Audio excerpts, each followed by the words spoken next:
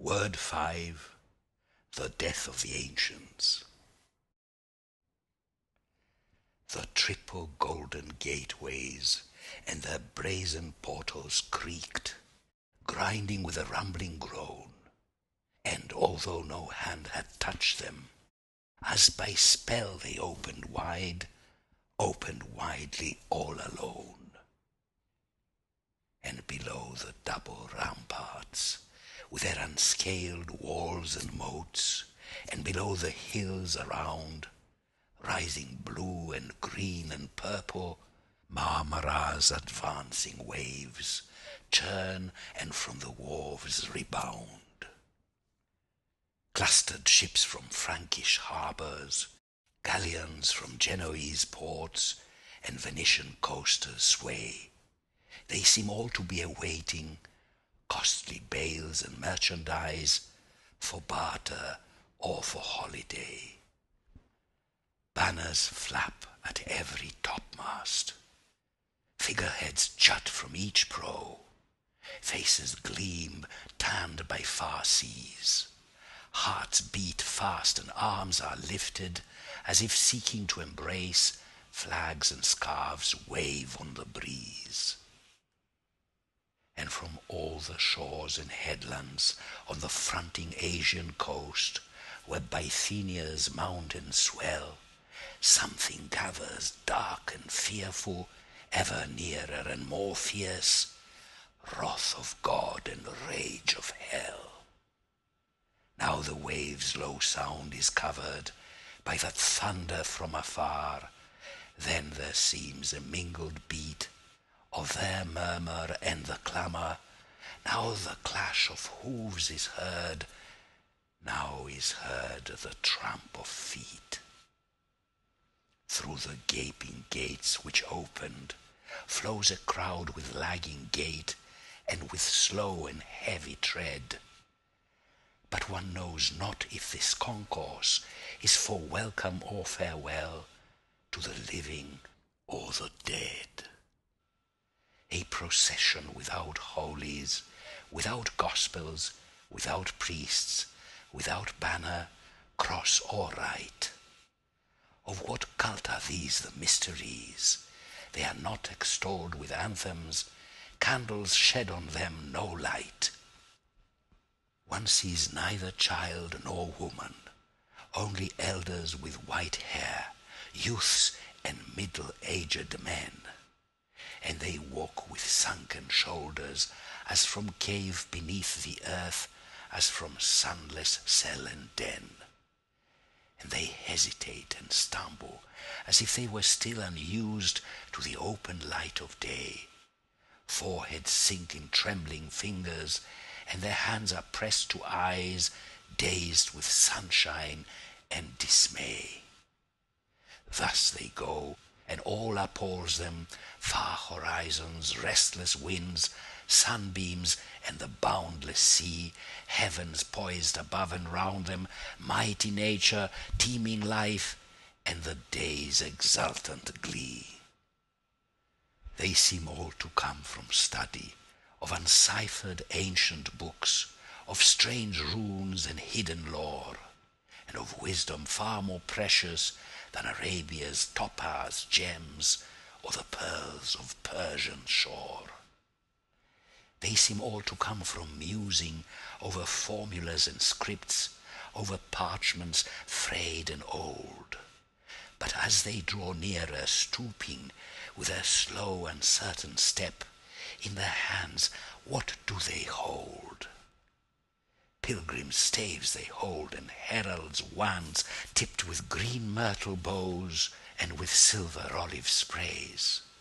Loudly ring their hobnailed sandals, and a heavy traveller's pouch from each weary shoulder sways. And along the marble jetties suddenly the angry wave bursts in foam upon the ramp. From afar another tumult sounds, the clattering of hooves and of marching feet the tramp. One by one at first they gather, and in twos and threes they follow, and in fours and greater numbers. In their shielding arms they carry precious books and scrolls of parchment, sealed in gold and ivory cases, richly carved and ornamented. And they carry them to safety. In their sheltering arms they bear them, on their shoulders, in their bosoms, as if they were sacred relics, wonder-working holy icons, as if they were heavy hewers, urns filled with their fathers' ashes. Precious books and scrolls of parchment, books whose faces are of purple, scrolls whose flesh of silk is woven, large and small, of all dimensions, and of every shape and colour. From afar one sees their cases, and they have the look of columns, and they seem to be dead altars. They resemble flags and censers, and they gleam like royal diadems. They are like to godly statues, and to anaglyphs of heroes, and to prophets' mighty visions, and to monuments and coffins. They are votive gifts, oblations, which their bearers take to lay them at the feet of newer idols, among peoples of new countries waiting joyfully to greet them in their temples and their forums over there in the far distance. And the temples and the forums all stand waiting, ever waiting, to be clothed by them in splendor. What are those scrolls you carry of parchment wrought? O you reverent flocks that hurry, as if by tempest caught! And within those scrolls you carry, and those books like tumbic stones, what diamonds and what knowledge, what dead, what sacred bones! Something surged, the concourse eddied, broke, and then to me a voice in answer spoke. In these coffin shells imprisoned, and enshrouded in these scrolls, O mourn them not as dead with bitter sighing, are the limpid springs of thought, the cloudless skies of art, the beautiful and the undying. These are of truth the teachers, and of beauty the elect, youth, candour, and sublimity allying, bright suns for your delight amid an April's dews, the beautiful and the undying. From the coastline of Ionia, from the breeze of Attic air, that wafts to all a soul with its own flying, from Hellas' soil they sprang, rhythm, wisdom, and the word, the beautiful and the undying. These the Platos and advancing, other sages, lords of thought, and with them virtue, I am valour crying, the Homers and behind them the Olympus builders all, the beautiful and the undying. They have left their last loved homeland, by a ruthless blast expelled, their wandering course like Jews and gypsies plying. Though wanderers, victors they, and free of all the world, the beautiful and the undying. I know them, I know them, I shouted in reply. I know them, and their follower am I, for I know all songs and verses, but to voice their varied runes, I must set them to the music of my own familiar tunes.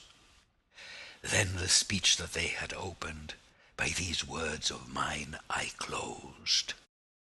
Unto here they have been harried, the beautiful and the undying, by whirlwind and by tempest, by earthquake, wreck, and din, ever scourged and lacerated, ever flayed and mutilated, by strangers, by their kin. Priories they found and cloisters, monasteries and cells, schools and palaces acclaimed them, but they never found, ah me, noonday suns and liberty. languishing in den and prison, drooped their limbs' apolline grace, till they seemed like ghosts arisen, and they found in every place a restricted world and narrow, a deceptive world of night. They became embalmed egos, corpses sad and white.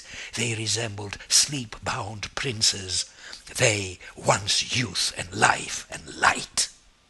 They have pined like tropic orchids, sheltered under hothouse glass, or like sickly daisies growing in a ruin's tangled grass.